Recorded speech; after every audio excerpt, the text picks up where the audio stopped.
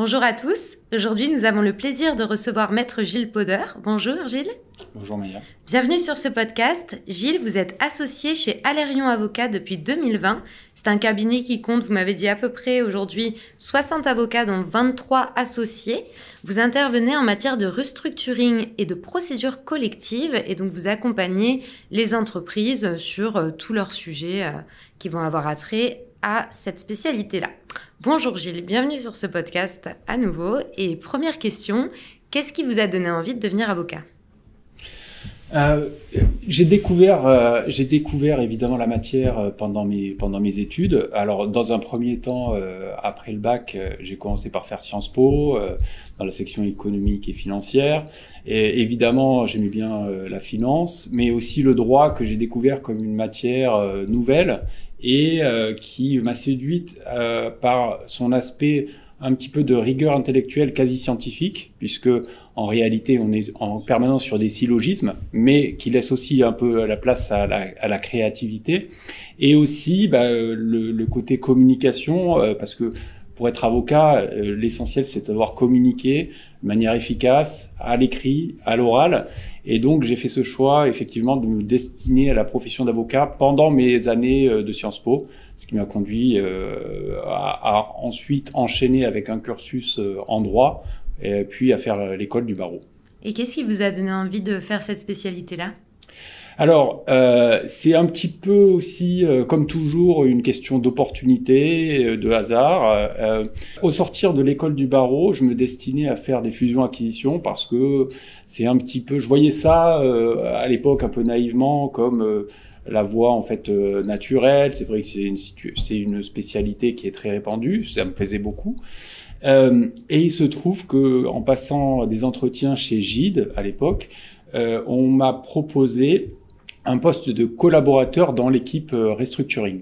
Et alors, effectivement, à l'époque, c'était quand même une spécialité extrêmement confidentielle. Moi-même, ça ne m'était jamais venu à l'esprit. J'étais un petit peu surpris, mais j'ai appris à connaître la nature de cette activité, sa diversité. Et je me suis dit que c'était effectivement quelque chose d'assez séduisant, qui mêlait à la fois le conseil et le contentieux. Et j'ai décidé de me lancer effectivement dans cette spécialité, aux côtés d'Olivier Puech à l'époque chez Gide, et je ne l'ai jamais regretté. Bon, c'est déjà une bonne nouvelle de faire quelque chose qu'on aime. Vous m'avez parlé de Gide. Est-ce que vous pouvez revenir sur vos débuts jusqu'à aujourd'hui, votre association chez Allerion ? Alors, effectivement, j'ai passé 2 années et demie en tout début, pour ma première collaboration chez Gide. Alors, la première collaboration sont des années vraiment clés puisque sont des années pendant lesquelles la courbe d'apprentissage est extrêmement pentue. On est tout de suite plongé dans le grand bain. C'était d'autant plus mon cas que j'étais le seul collaborateur de l'associé à l'époque, tout de suite propulsé sur des dossiers qui étaient vraiment passionnants et extrêmement prenants. À l'époque, mon premier dossier, ça a été Metal Europe, qui était à l'époque qui défrayait la chronique avec des contentieux importants et en parallèle du transactionnel.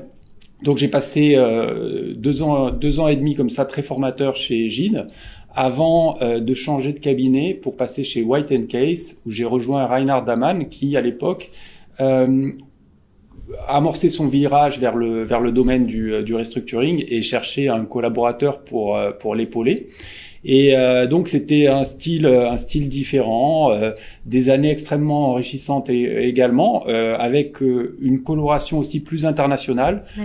Beaucoup de dossiers tournés vers des problématiques un peu nouvelles à l'époque, le règlement européen sur les procédures d'insolvabilité, les dossiers transnationaux, des dossiers de place vraiment passionnants. À l'époque, il y a eu Eurotunnel, Cœur Défense.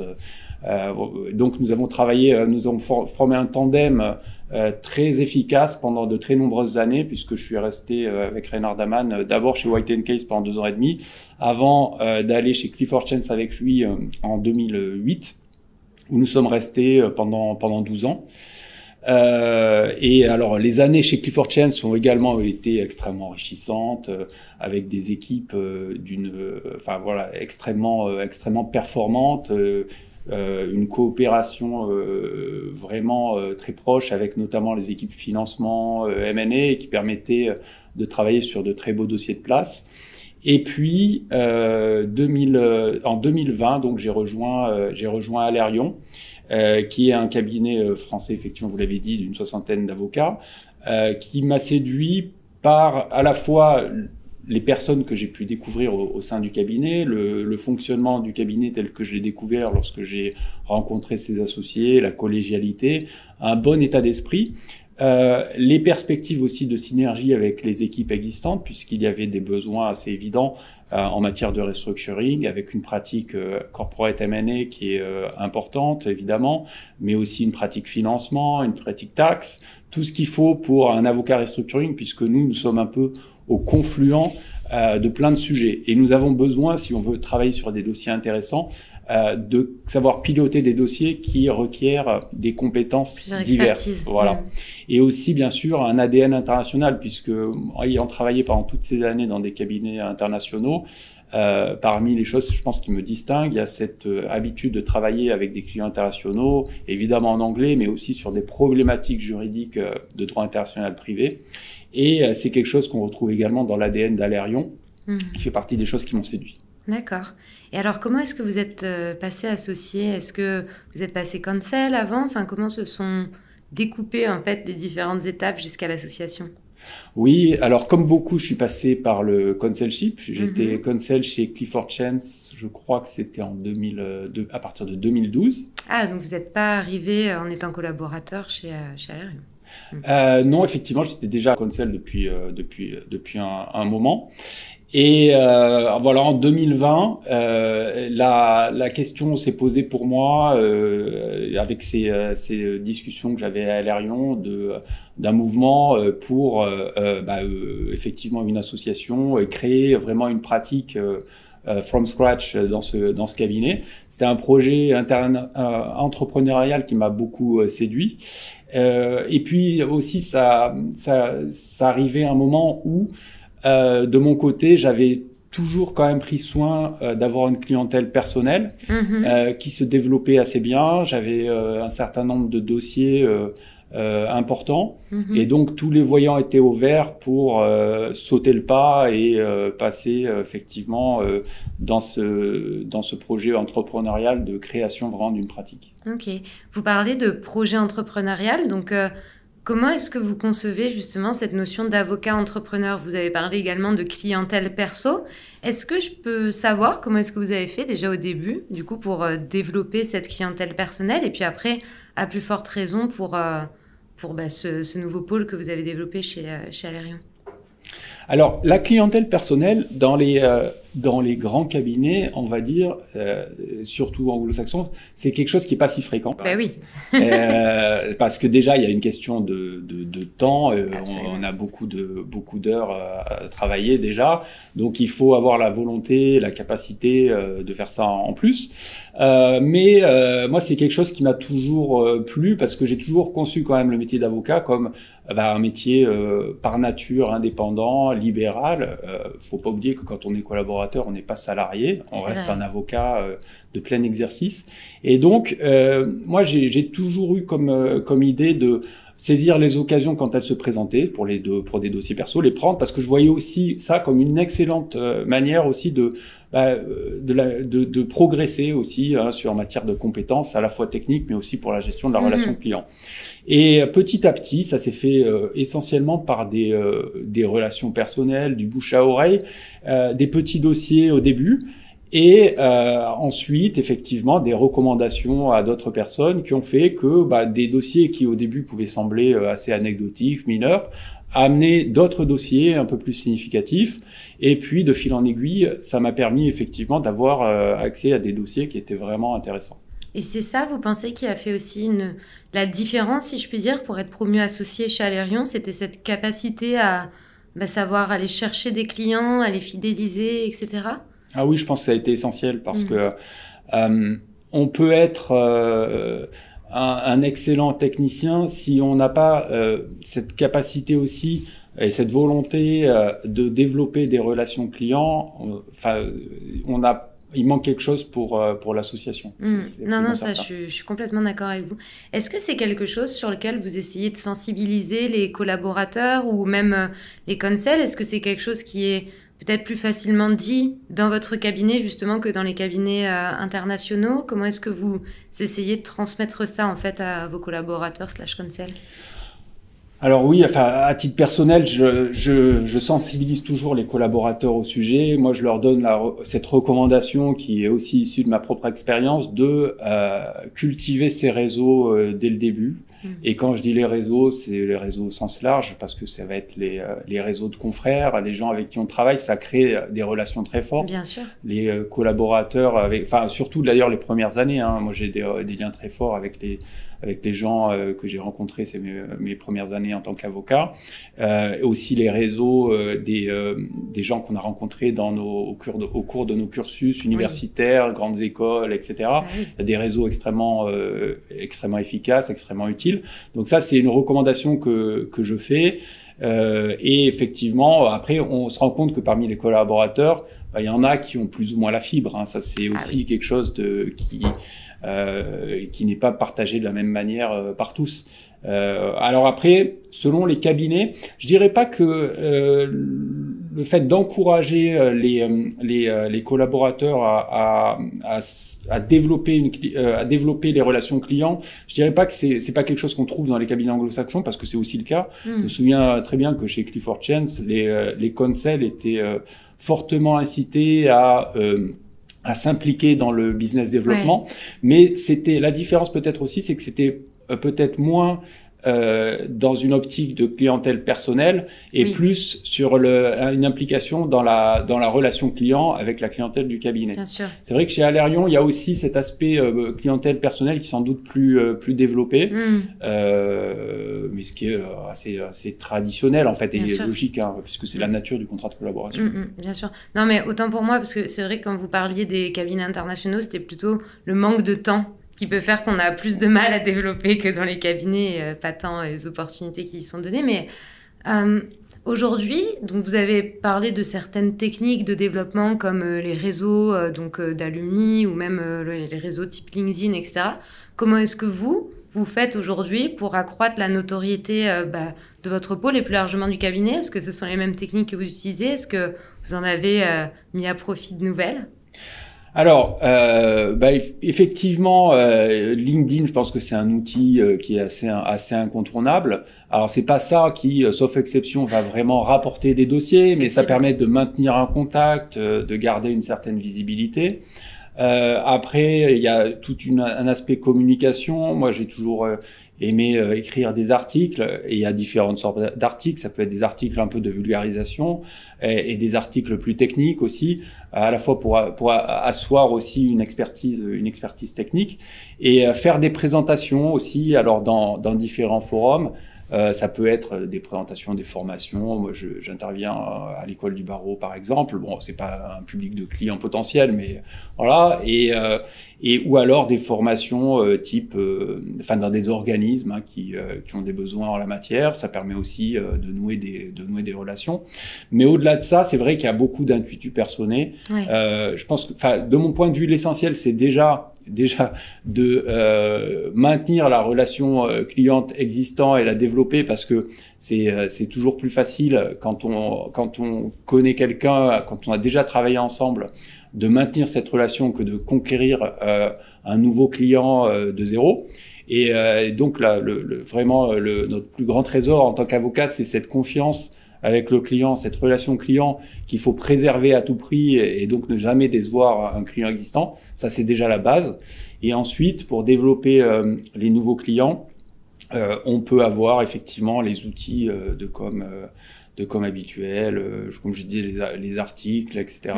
Et puis, effectivement, le bouche à oreille. Voilà. Mais ça doit être challengeant quand même de développer from scratch votre pôle. Vous êtes deux, c'est ça? Vous m'aviez dit hors caméra avec un collaborateur? Exactement, oui. Okay. Oui, et alors après, effectivement, c'est aussi l'intérêt d'être dans un cabinet qui est full service. On a aussi au sein du cabinet une base de clients existants, donc ça permet aussi de rentrer en contact avec ces clients qui certes ne connaissaient pas personnellement, mais connaissent mes associés, ce qui déjà facilite l'entrée en relation. Et ensuite, naturellement, il faut faire ses preuves. Oui, ça c'est certain. Et ça m'amène à vous poser une autre question. Qu'est-ce qui pour vous fait un bon collaborateur aujourd'hui? Est-ce que pour vous les règles du jeu, maintenant que vous êtes associé, sont les mêmes que lorsque vous étiez collaborateur? Ou est-ce que, comme beaucoup de choses, ça a un petit peu évolué et peut-être qu'aujourd'hui, avec votre statut d'associé, vous avez des attentes différentes que celles qu'on avait pour vous lorsque vous étiez collaborateur? Je pense que les fondamentaux restent quand même les mêmes, hein. C'est-à-dire que je le disais, moi, là, ce que dans ma relation avec mon client, ma principale, mon trésor, c'est cette confiance. J'ai besoin, avec mon collaborateur, de pouvoir travailler en confiance. Moi, je soulage mon client d'un fardeau, enfin en tout cas d'une partie du fardeau qui est le sien. J'ai besoin que de la même manière, mon collaborateur me soulage d'une partie de mon fardeau, qu'il soit là à mes côtés, qu'il ait une grande rigueur dans le traitement des dossiers, que je découvre pas des erreurs, que je me pose pas de questions sur peut-être quelque chose qui aurait été manqué après coup, une date, etc. Bien sûr, le collaborateur ne va pas tout savoir, d'ailleurs moi non plus, hein, voilà. Mais s'il y a un sujet, on en discute. Mais il faut qu'il y ait cette rigueur dans le traitement des dossiers qui soit là, voilà, que je puisse faire confiance. Bah bien sûr, mais c'est un métier d'exigence de toute façon, on le découvre pas là. Ouais, exactement. Ça c'est très important. Oui. Et ensuite, il faut que ce soit quelqu'un. Je pense que, de manière générale, c'est un métier qui est tellement prenant que je pense qu'il faut soit quelqu'un qui aime la matière, qui aime ce qu'il fait, que ça qui ait aussi cette fibre de la relation client, parce que c'est pas que c'est pas que la technique, mais c'est vrai aussi pour les collaborateurs. Il faut que eux aussi se projettent à long terme, qu'ils aient envie de progresser. Bien sûr. C'est ça la clé. Tout à fait. Et est-ce que vous avez des velléités de croissance pour votre pôle justement chez Alerion? Toujours par définition.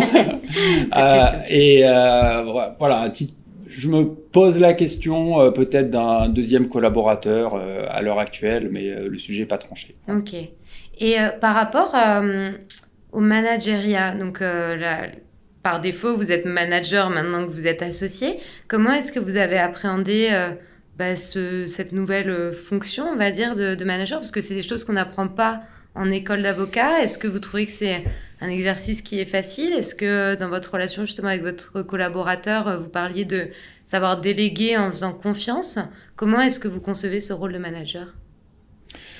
Oui, c'est aussi quelque chose qui se développe progressivement. Enfin, on le disait tout à l'heure, quand on a été aussi consul pendant cette phase-là, déjà pendant un moment, on manage des collabs. On manage, voilà, c'est quelque chose qui s'apprend, ça c'est certain. Après, je pense qu'il n'y a pas de recette toute faite. Je pense que c'est chacun qui est aussi en fonction de sa personnalité, sa nature. Moi, j'essaie d'être vraiment à la fois rigoureux et bienveillant. Je veux qu'il y ait un bon état d'esprit, que je sais que déjà par nature on a un métier qui est suffisamment stressant, avec suffisamment de pression de la part des clients pour pas en rajouter en interne. Donc c'est ça la clé pour moi, c'est qu'on soit vraiment une équipe au sens premier et pas qu'il y ait un associé en train de fouetter ses collaborateurs. Voilà. C'est pas quelque chose qui va amener de la productivité de toute façon. Donc, oui. Je pense que ça, on s'entend bien là-dessus. Et je vous ai posé des questions sur si vous aviez des velléités de croissance au sein de votre pôle. Plus largement, quelle est la trajectoire de Alerion Avocat aujourd'hui en termes de croissance? Est-ce que vous avez des projets, des ambitions? Rien de secret, hein, mais pour les années à venir. Alors c'est un cabinet qui a quand même une croissance régulière. Il a été créé en 2003 à l'époque avec 4 associés. Donc aujourd'hui nous sommes 23 associés. Je pense pas qu'on ait à l'heure actuelle de cible de taille définie. On a une approche assez opportuniste aussi, avec quand même une croissance interne avec beaucoup de quand même. Il y a une vraie politique d'association interne. Au cours des 2 dernières années, il y a eu 3 associés qui ont été faits en interne. Il y a aussi, en fonction des opportunités, des associés externes qui rejoignent le cabinet. Il y en a aussi eu 2 au cours des 2 dernières années. Voilà, je pense qu'on est à une taille qui est à l'heure actuelle satisfaisante. Pour autant, je pense qu'effectivement la croissance va continuer sans doute au même rythme, sans que ce soit. Évidemment, le challenge, c'est toujours une croissance maîtrisée, c'est-à-dire arriver à faire en sorte aussi que l'intégration se passe bien, que cette collégialité, ce bon état d'esprit qui existe au sein du cabinet, que j'évoquais tout à l'heure, soit maintenu. Tout à fait. Et on le sait, aujourd'hui, le marché des avocats, c'est un marché qui est très compétitif. Comment est-ce que vous faites pour vous démarquer? Je parle du cabinet. Est-ce que vous avez des enjeux stratégiques, on va dire comment est-ce que vous concevez justement votre notoriété croissance vis-à-vis d'un marché qui est ultra concurrentiel? Oui, alors le cabinet, il a déjà un certain nombre de sujets sur lesquels il se démarque, parmi lesquels il y a son tropisme international. Ça, c'est vraiment un des éléments, parce que ça doit être un cabinet français. On a beaucoup de dossiers internationaux. On a, par exemple, une équipe contentieux, arbitrage, qui est extrêmement impliquée sur de très beaux dossiers cross-border, avec Jacques Bouissou, qui est co-chair de la section contentieux de l'IBA. On a aussi un desk franco-allemand, donc qui est exclusivement dédié soit aux entreprises allemandes qui investissent en France, soit aux entreprises françaises qui investissent en Allemagne. On a aussi un desk franco-espagnol. Et puis évidemment tout le monde qui travaille avec des clients en anglais, etc. Donc ça fait partie des éléments. Ensuite, effectivement, on a un certain nombre de je dirais qu'on a un intuitu personnel qui est très fort avec les clients. On a vraiment des relations de long terme avec des clients fidèles qui travaillent avec un peu toutes les équipes du cabinet. Ça va être beaucoup de ETI, grosses PME, entreprises familiales, fonds d'investissement. C'est une relation qui est sur la durée. Je pense que ça, c'est sans doute la clé du succès. Et vous, du coup, est-ce que vous avez déjà un petit peu réfléchi à votre avantage concurrentiel par rapport à un associé qui serait sur la même spécialité que vous, avec le même niveau de technicité? Oui. Je pense que parmi les avantages, le premier, c'est, je le citais, il y a le background international. Moi, j'ai énormément encore de dossiers qui sont avec une composante cross-border, que ce soit mes clients qui soient étrangers ou alors des problématiques internationales. Et j'ai eu cette chance de beaucoup travailler sur ces problématiques-là qui sont pas si fréquentes. Règlement européen sur les procédures d'insolvabilité, etc. J'adore ça d'ailleurs, tous ces sujets-là, extrêmement intéressants sur le plan intellectuel. Donc ça, c'est un premier point. Le deuxième point, c'est aussi sur la technicité, sur tous les sujets qui sont très délicats aux frontières du restructuring et du financement. Parce que j'ai eu cette chance, effectivement, de travailler toujours main dans la main avec des équipes financement d'un niveau assez exceptionnel. Et donc, c'était toujours extrêmement stimulant de se poser ces questions sur comment une documentation de financement des sûretés vont résister dans l'hypothèse d'une procédure collective, etc. Donc, toutes ces années de travail sur ces sujets donnent une expertise qui, effectivement, n'est pas forcément si répandue. Parce que ces dossiers, ces problématiques de financement sont quand même extrêmement pointues. Puis le troisième point, c'est que j'aime beaucoup le contentieux aussi. Et chez les avocats restructuring, vous avez différents types de profils. Vous avez un certain nombre de personnes qui se sont mises au restructuring après la crise de 2008, Lehman Brothers, etc. Ouais. Et dans ces profils-là, vous avez soit des avocats effectivement qui venaient du contentieux et qui sont mis au restructuring, soit, et je dirais que c'est sans doute la majorité d'avocats qui venaient du M&A et qui sont mis au restructuring, mais qui en réalité font du restructuring, qui font très bien, mais ne vont pas traiter souvent le volet judiciaire s'il y a un contentieux, responsabilité du dirigeant, de l'actionnaire, etc. Et moi, cette capacité derrière de traiter aussi tous ces sujets contentieux, je pense que c'est quelque chose sur lequel je capitalise beaucoup parce que ça me permet de conseiller de manière très pratique et sur toutes ces problématiques-là de gestion des risques. Parce que dans des dossiers de restructuring, il y a deux sujets toujours concomitants. Il y a sauver l'entreprise. Comment est-ce qu'on va trouver une manière de le faire, piloter la restructuration de la dette, trouver des nouveaux financements, etc. C'est un volet. Mais il y a un deuxième volet qui est gestion des risques pour toutes les parties prenantes. Est-ce que dans le cadre de ce processus, il y a un risque pour l'actionnaire, pour le dirigeant, etc. Si oui, comment est-ce qu'on va faire pour le minimiser, le faire disparaître, etc. Et ça, c'est quelque chose qui s'apprend aussi quand on a vécu des contentieux sur ces problématiques-là. Ok. Et du coup, dans la totalité de vos clients, ce sont majoritairement des clients internationaux, si je comprends bien. Je dirais pas forcément majoritairement, mais il y en a bien 50%. Oui. D'accord, très clair. Par rapport à l'intelligence artificielle, qui, comme on le sait, c'est un sujet qui est au cœur de l'actualité chez beaucoup de cabinets d'avocats, est-ce que vous l'utilisez au sein de votre cabinet? Est-ce que c'est un sujet sur lequel vous êtes penché? Et même plus spécifiquement, est-ce que vous avez un comité, par exemple, en charge de l'introduction de l'IA au sein du CAB?